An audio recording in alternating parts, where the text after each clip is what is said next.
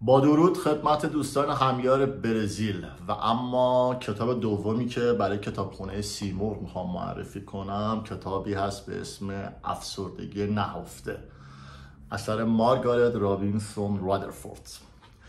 خب اگه بخوام یک خلاصه از کتاب بگم، خانم مارگارت تو این کتاب میاد یک جنبه بسیار مهمی از افسردگی رو بهش میپردازه. حالا جنبه‌ای که شاید ما فارسی زبان ها زیاد بهش اعتقادی هم نداریم. میاد رابطه میان کمال طلبی و افسردگی رو بررسی میکنه و میگه این رابطه خیلی عمیقی داره، کمال طلبی و افسردگی. در واقع کمال طلبی به گونه‌ای که میاد و توانایی لذت بردن از موقعیت های واقعی ما رو از افرادی که حالا سزاوار اون موقعیت ها هستن میگیره و اصلا نظرش اینه که یه جورایی هم درسته دیگه، کمال طلبی به اون واژه، به اون قدرت خیلی به ندرت در دنیای واقعی وجود داره، اگه اصلا وجود داشته باشه.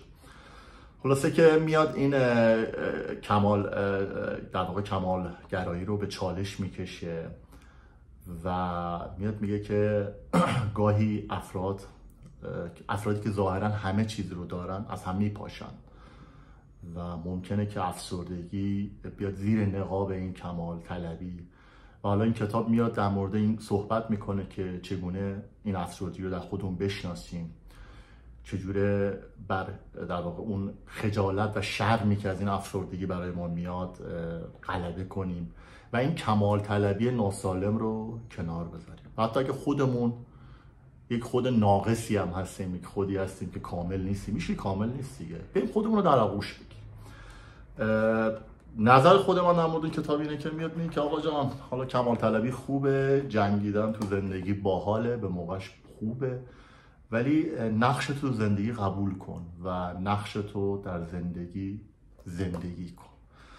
خلاصه این کتاب ترجمه خانم شبنم درویش در کتابخونه سیمرغ موجود هست. اگر کسی علاقه‌مند بودش که سعی کنیم کتاب فیزیکی رو به دستش در برزیل برسونیم. مخلصیم و تا بعد.